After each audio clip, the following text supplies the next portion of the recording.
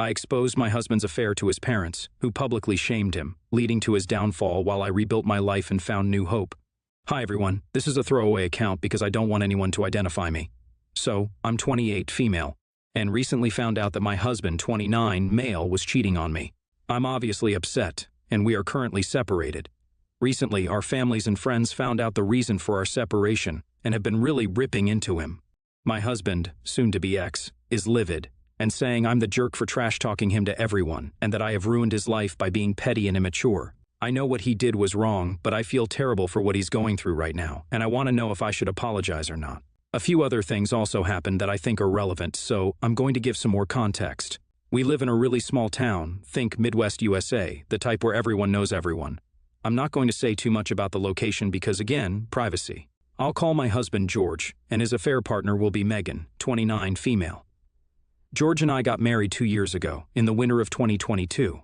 We went to the same university out of state from 2012 onwards, but only started dating in 2016 when we started working in the same city. He did have a habit of checking out other women the way some things usually do, but he always said it didn't mean anything, and I let it go too because I didn't want to be insecure and crazy. I'm not originally from here, but George wanted to move closer to his family after uni, and I moved with him after getting married.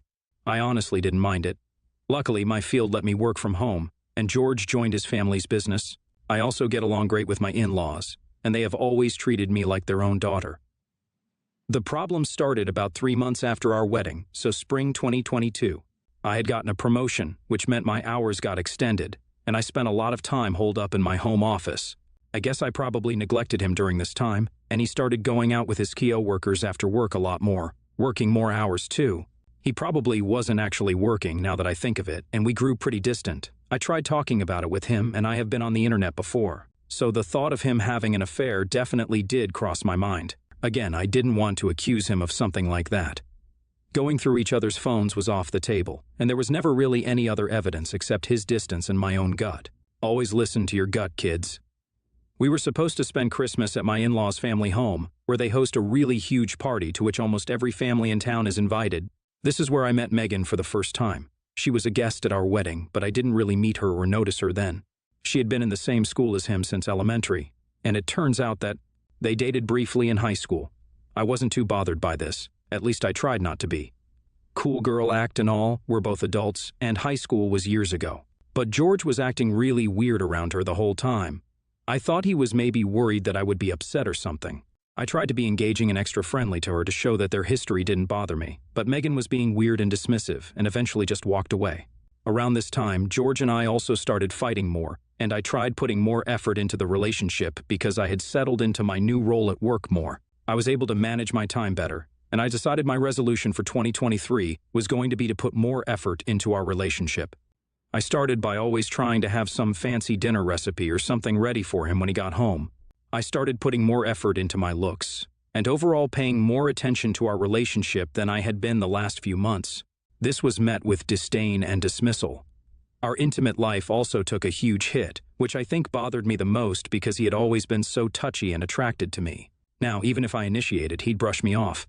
The thought of him having some sort of affair again started creeping into my mind. Fast forward to July 2022, and suddenly there's a huge shift in his behavior. He's once again the George I knew in college. He started coming home on time for starters, and started appreciating the food I had cooked and complimenting my appearance. I was actually so shocked by it that I sort of just broke down one night over dinner and asked what had changed. He looked shocked, and we had a long talk. I laid everything out on the table, how I knew I had been busy but tried putting more effort into him, how much his distance bothered me, etc. He apologized and told me he had just been bothered by how little attention I paid him and, shockingly, how he felt kind of insecure at how much I started earning with my promotion. For context, his family business is wildly successful, and the family is something like small-town royalty here. This will also be relevant later, but George said it apparently made him feel like I didn't need him.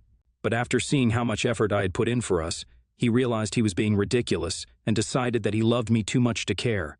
I was over the moon, honestly. It felt like the weight of the world had just lifted off my shoulders. The next few months were amazing. I felt like we were college kids with the biggest crushes on each other again. Unfortunately, as you can probably tell from the title, this did not last. January was when my whole life came crumbling down. About a week after New Year's, I was working from home when there was a knock at my door. George was at work again, and I wasn't expecting him back for some time, so I didn't know what to expect. When I got to the door, I see Megan, of all people, standing there looking tense. I hadn't seen her since my in-laws' Christmas party more than a year ago, and suddenly she was standing at my door. I kind of had a pit in my stomach because I knew whatever she was here for could not be good. She had one of those big manila envelopes in her hand, and without any sort of formal greeting, asked to come inside to speak to me. I was so out of it at this point still that I sort of just nodded and led her into the living room. When I tell you nothing could have prepared me for what she pulled out. Ultrasounds from her OBGYN, one of only 2 in our town, so very easily identifiable. She also had a positive pregnancy test and some more medical reports inside, including a paternity test. The father was, you guessed it, George. I think I just kind of went into shock at this point because the only thing I could think to say was, why are you showing me these? By this point I sort of knew what was happening, but my brain just couldn't cope with the information yet. Megan said she wanted to get in touch with George first, but then he had broken up with her about 6 months ago and completely avoided her since then. Again, I was sort of taken back and asked her what she meant. It was starting to click in my head though. All those months of ignoring me and being an all-around terrible husband. And I could only think of my future steps, i.e., divorce of course. She started telling me the whole story, and I recorded it on my phone because I had read way too many of these stories, and I knew I needed to have some sort of evidence later on. I'm not going to write everything down here because some stuff is just too personal to be putting out onto the internet, but basically, Megan and George reconnected when we moved back to his hometown. He had reached out to her on Instagram a couple of months after our wedding, telling her she looked amazing at our wedding and that he'd love to meet for coffee to catch up. This led to an entire 6-month affair in which he had told her lies about me being controlling and manipulative, lazy, and all sorts of things along those lines. He also told her he missed when they dated in high school and that he always thought that she was the one that got away. He'd promised her that he would leave me for her and they'd have kids together. I don't want children, something my husband knows and agreed to early on in our relationship. When she started pressing him for a timeline, though, he would keep giving excuses and brushing her off. Eventually, in July last year, he dumped her to focus on his marriage. She was upset, of course. But like I said earlier, George's family is pretty influential in these parts, and she didn't think it was worth stirring up the trouble. She realized she was pregnant a few months ago and since then had been trying to get to George for some sort of help or support, only to have him ignore and block her everywhere. She finally had it and showed up at my house. To tell me herself, partly out of revenge, I'm sure. I took pictures of everything she had brought and had her send me screenshots of all their conversations from during the affair and had a recording to boot. I thanked her and asked her if she could please keep it to herself for a couple more weeks until I figured out what to do. The next couple of days I spent pretending everything was fine and told George I was going to visit my family. They live in California for the weekend. He didn't question me, and I instead booked a hotel nearby. I spent the weekend setting up meetings with lawyers and getting my head on right. Finally, I found a lawyer I liked and started the process of getting papers written up. The state where I live is unfortunately a no-fault state, but I didn't really care. I just wanted to get away from him as soon as possible, and we didn't have any children or shared property. Our house was his parents', and I had no interest in keeping it. On Monday, I confronted him. He denied it at first, of course, but eventually broke when I kept pulling out evidence and finally showed him Megan's recording. This is where the waterworks started, and he was begging me not to leave him, and that he made a mistake. I told him it was too late then, that I had already filed for divorce and sent in my lawyer's contact information. I picked up some of my stuff and went back to the hotel. A few weeks later, the papers were finally drafted, and he was served while he was at work. Up until now, he hadn't told his family. Mine knew but didn't know the full story yet. But everyone at his family business saw, of course. His parents called me immediately and asked me what was going on. I told them that I found out that he was having an affair and that I wanted to end it. They were just as shocked as I was and asked me for proof. I just sent them everything I got from Megan. This is where I may be the a-hole. My in-laws were so angry on my behalf and kept on apologizing. They were so ashamed of their son and told me they would make sure he faced the consequences of his actions. I wasn't too sure what they meant, but thanked them and hung up. Things were quiet for a few days, and then I suddenly woke up to my phone blowing up. It was my husband and a few of my friends and relatives in-law. I opened a text from one of my friends first, where she was telling me to switch on my TV. I was shocked when I did it. Apparently, my mother-in-law and father-in-law had decided to go on the local news station talk show. The host was an old friend of my father-in-law, and they gave a small interview calling out their son and how ashamed they were of him and that their business name does not support these values. The interview also had a few jokes at George's expense. It was mostly the older locals who watched this show, thank you streaming services, but gossip like this spreads like wildfire, of course. George lost his job at the family business. Our friends and most of the locals shunned him, and his parents were not supporting him either. He sent me several texts telling me that I was petty and vindictive and that I had gone way too far, even though he had changed so much over the past half year. Honestly, I did not expect his parents to be so harsh dealing with their own son, but I can't say I'm upset about it. I do feel bad that this has become such a big mess, though, and I don't want George's career and livelihood to be in jeopardy. So, AITA? Update 1. Hi, I'm back for an update. It's only been a week since my first post, but I have got so many messages and comments already. I wasn't really expecting this. I just wanted a place to vent and maybe a stranger's perspective.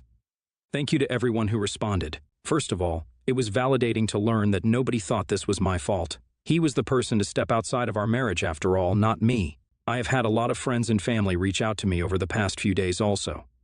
To clarify, it was a local news channel, so not everyone might know about this. It seems someone leaked all the evidence, screenshots and pictures to the town, and I'd put my money on his youngest sister. Most have been supportive, and only a couple have said I was too harsh on George.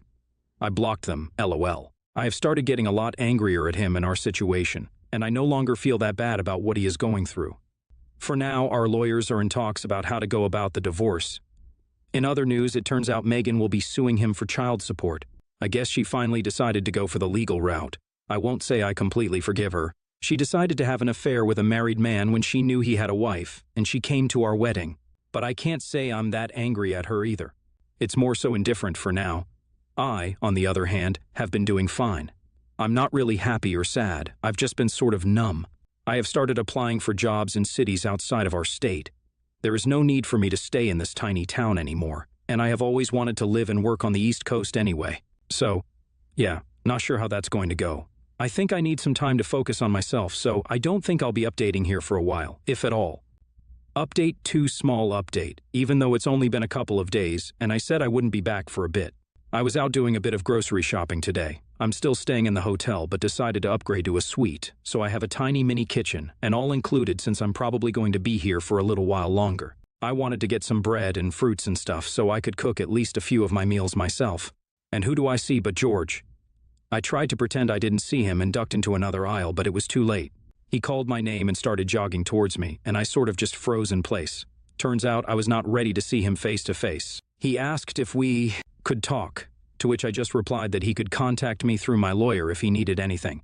He had a literal meltdown at this, like some sort of overgrown toddler, and started talking about how he was stupid and that he loved me and couldn't live without me. I was sort of disgusted by his begging and just stayed silent.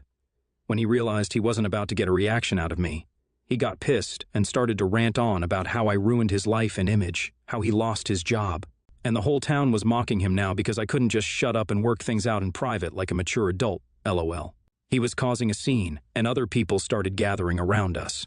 I told him I never meant for his parents to announce what he did on TV, and that I only told them about the situation when they pressed me to know, and that I felt I owed some sort of an explanation to them for how welcoming of me they had been. I also added that he should get himself together, and if he keeps harassing me in public, I'm going to file for a restraining order, a little something I picked up from lurking on these subs. I didn't wait for a reply and left, and he luckily didn't follow me out. I texted his mom to let her know what had just happened too, and I threatened him with a restraining order. She is such a sweetheart, bless her, and she told me they take care of it and not to worry. I'm sure he got himself ripped a new one by them again, and he's acting so pathetic I don't even feel bad like before. That's the update for now. Update 3. Hey everyone, it's been about 3 months since my last update, and a lot has gone down since then. I thought I'd bring everyone up to speed here since I've got so much support on my posts. For starters, Megan had her baby a month ago, and it's a sweet baby girl. I feel terrible that the child was born into such a rough situation. But I have total faith in my former in-laws that they will do their absolute best to give her love and support. Megan had sued George for child support. There was a paternity test conducted to make sure the baby was his, and of course, she was.